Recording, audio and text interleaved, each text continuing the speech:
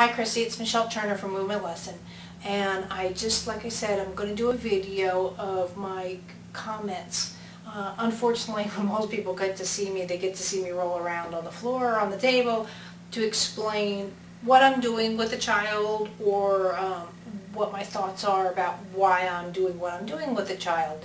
So one of the comments is you'd sent me a video. I haven't seen Lovie yet, so this is just all video response. One of the things I mentioned that I don't feel that she realizes what her back is. And what I mean by, people go, well, of course she has a back, she knows she has a back. A lot of doctors like to say low tone, and that's showing up with the ocular muscles because of the farsightedness and the stigmatism. Again, the eye muscles aren't that strong, but muscles are muscles, and they're throughout their body, so they don't just stay in one place where they're affected. And that's another thing people don't realize. So a lot of people would say things like a low tone or hypotonic, but it's not that. There's something that went on that she's not utilizing, I should say, her back as much as she should be using it. So that being said, I just want to show you on that. So unfortunately, like I said, you talk to me, you get me on the table, and it's just the best way to describe. So watching the video, so if you notice, first of all, for rollover or rolling over, what happens is there's something of interest, and a child will actually arch the whole back. And if you notice, I really don't have to use a lot of muscles in this position anyway. So I mean, the child doesn't have six-pack abs. They don't have, they have a little Buddha belly, but they have enough to get by. So, but there's a frustration. First of all, the eye movement is down. And I'm not saying you have to have your eyes. You can be visually impaired and still roll over. However, there's sounds that kick in. There's other things that, get the child interested.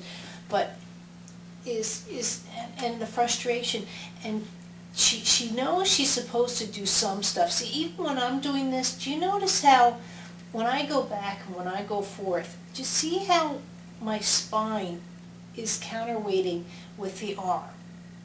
Versus if you just see, it's sort of like, and right at the end, she quickly brings her head down. Now even with that still, now you have the arm here. So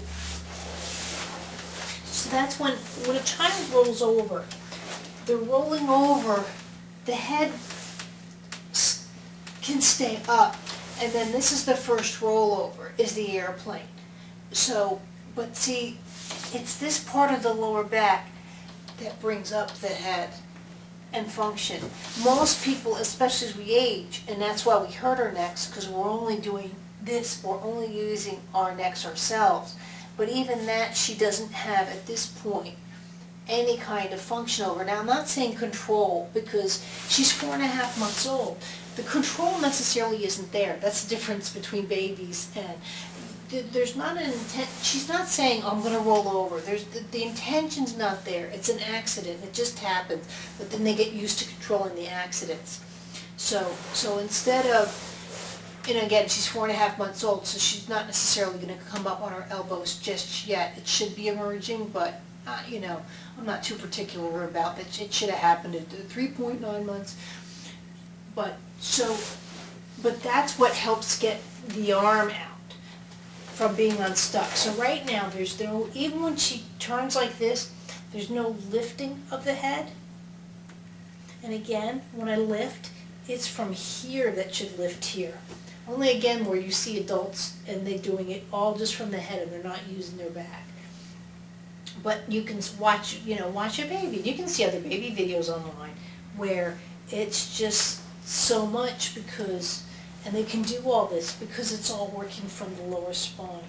So, and knowing they have a back. So, and right now she's just, and you can try it, it's actually quite hard for an adult to do, is just rolling over through the system versus momentum. So some of the things that I would love to work on is, and that's where you see me just touching the babies, touching. But what I'm doing, it's very we're taught very specific things. It's not a pressure point, but it's looking for that minute moment when she would just be going here, where I'm just saying, okay, if you're going to do that move, but let's do it. Let's do it where you're adding the back. And that's where you start seeing the child's too weak. I'm not holding the head. I'm just assisting, going for a ride almost.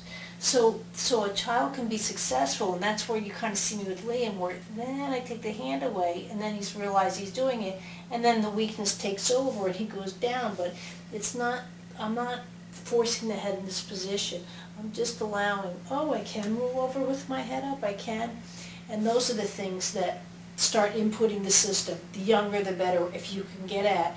So the arm is not just, like I said, doing this, where the arm is doing more of that counter, and that's where you see the, again, the rolling, working on how I work on the chest and working on the back, and that's what we do as practitioners to kick in. See the feet being worked on, so again, the pelvis can start working like this. Even just the 5 days of just lying down, how important is that? See, just the kicking the feet up, all the back has to do all that work. It's not ab muscles. That's again that's an adult function where the adults do these crunch things. But for a baby, and that's where I talk about just that lightness kicking in. To go up like this, it's just a real easy function. And bringing the head up and rocking back and forth. And that's what babies do, is they rock. And they do things. So I hope that helps. And I hope to see you soon. And if not, these are some of the things to just start looking for more and more as your child develops, and really to get in there and just again to jumpstart that and bring back the activity that she's just bypassing at the moment. So, thanks.